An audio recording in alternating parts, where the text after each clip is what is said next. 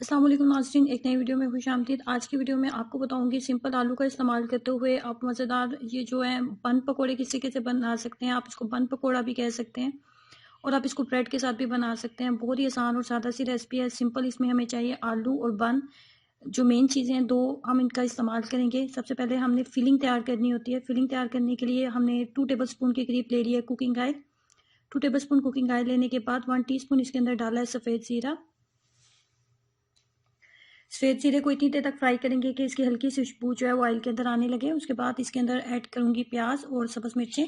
3 से 4 सब्ज़ मिर्च 2 से 3 सब्ज़ मिर्चें लेंगे और बारीक कट करके डालेंगे। और एक छोटे साइज़ का प्याज जो था वो बारीक कट करके मैंने इसके अंदर ऐड कर दिया है।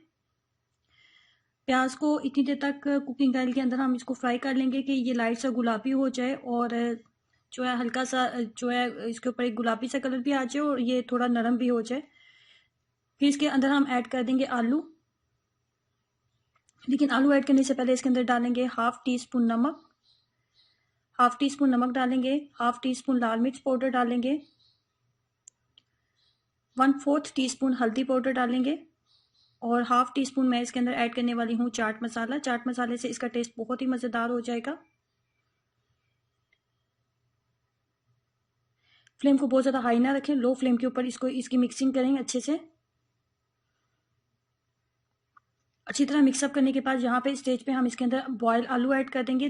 3 अदद दरमियाने साइज़ के मैंने बॉयल आलू लिए थे और इसको हाथों की मदद से अच्छे से मैश करने के बाद मसाले के अंदर ऐड कर देंगे और मसाले को जितने भी हमने मसाले ऐड किए हैं वो आलू के अंदर अच्छे से उनको मिक्सअप कर लेंगे।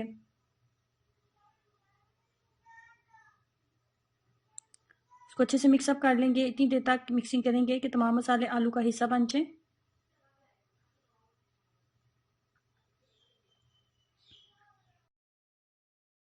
उसके बाद चाहिए हाफ कप के करीब बेसन। उसके बाद इसके अंदर ऐड करेंगे हाफ टी स्पून नमक ऐड कर लें, हाफ टी स्पून लाल मिर्च पाउडर और एक चुटकी बराबर बिल्कुल मीठा सोडा इसके अंदर ऐड करेंगे। एक चुटकी बराबर मीठा सोडा ऐड करने के बाद पानी की मदद से हमने बिल्कुल इस तरह का मिक्सचर रेडी करना है कि ना बहुत ज़्यादा पतला होना चाहिए और ना ही बहुत ज़्यादा थिक होना चाहिए। इसके अंदर मज़ीद थोड़ा सा पानी ऐड करूँगी। अभी ये मुझे थोड़ा सा थिक लग रहा है क्योंकि हमने बहुत ज़्यादा मोटी लेयर में हमने कोटिंग नहीं करनी, क्योंकि बन के ऊपर मोटी लेयर में कोटिंग कर देंगे तो हमें बहुत ज़्यादा देर उसको फ्राई करना पड़ेगा, तो हमने बहुत ज़्यादा देर उसको फ्राई नहीं करना। अब हम मैंने एक बन लिया है और उसको हमने 4 पीसेस में कट कर लेना है। बन को 4 पीसेस में कट कर लेंगे इस तरह। आप इसको 2 पीसेस में कट करके भी बना सकते हैं। उसके बाद दरमियान में इसके कट हम कर लेंगे और उसके बाद हम इसके अंदर वो मिक्सचर आलू वाला जो मिक्सचर हमने अभी रेडी किया था ना, वो उसके साथ हम इसकी फिलिंग कर लेंगे।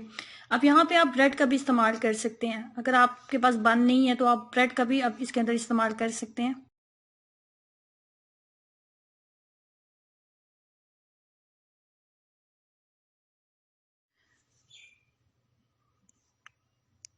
उसके बाद आलू के साथ हमने फिलिंग कर लेनी है। जो आलू अभी हमने मिक्सचर रेडी किया था उसके साथ हम इसकी फिलिंग करते जाएंगे।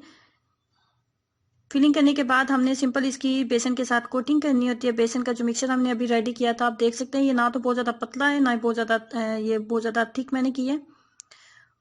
उसके बाद हमने इसको कुकिंग ऑयल के अंदर फ्राई करना है। अब अक्सर लोग कमेंट करेंगे कि इतना ज़्यादा कुकिंग ऑयल के अंदर आप इसको फ्राई कर रहे हैं तो ये बहुत ज़्यादा ऑयली हो जाएगा। तो बेसन की जो कोटिंग हमने की है ना, वो इसी मकसद के लिए हमने की है कि ये अपने अंदर ऑयल को ज़्यादा जज़ब ना करे और ये बेसन जब इसके ऊपर लग जाएगा तो ये ऑयल को अपने अंदर जज़ब नहीं करेगा, बल्कि जब ये फ्राई होगा तो ये एक्स्ट्रा क्रिस्पी बनेगा और आपको ऐसे ही लगेगा जैसे आप आलू वाले पकोड़े खा रहे हैं।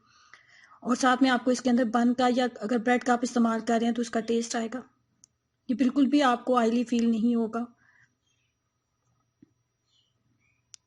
जैसे इसके ऊपर एक मुनासिब सा गोल्डन कलर आ गया तो हम इसको उतार लेंगे।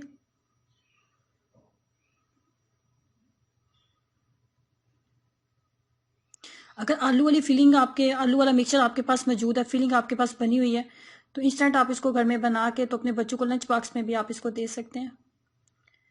या आप चाय बना रहे हैं तो चाय के साथ आप इसको सिंपल आप बना के आप इसको रख लें और चाय के टाइम में आप इसको बेसन के मिक्सचर आप रेडी करें, फ्राई कर सकते हैं आप चाय के साथ। बहुत ही आसान और सादा सी रेसिपी थी, इसको ट्राई कीजिएगा और अपना एक्सपीरियंस मेरे साथ ज़रूर शेयर करें। वीडियो को लाइक करना और नीचे दिए गए रेड बटन पर क्लिक करना मत भूलें।